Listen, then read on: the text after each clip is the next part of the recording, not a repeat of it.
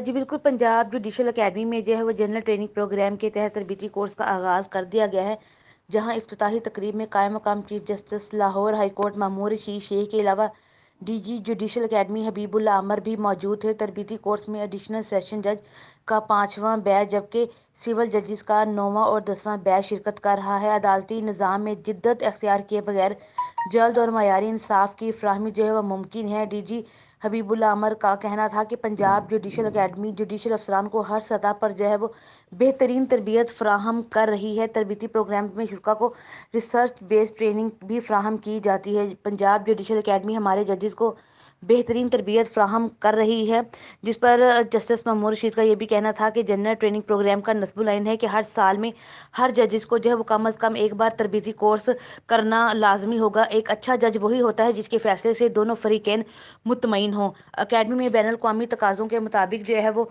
तरबियत की जा रही है। शुरा को चाहिए कि लीगल सर्च को अपना जो है वो शेवा बना लें। हमारे अदलिया पेपर लेस सिस्टम की जानिब गामजन है। जजेस को चाहिए कि कंप्यूटर सिस्टम पर बेहतरीन जो है वो महारत हो। हम उम्मीद करते हैं कि यहाँ की तरबियत की बदौलत जजेस साइलिन को बेहतरीन जो है वो इंसाफ भी फराहम कर सकेंगे। जी।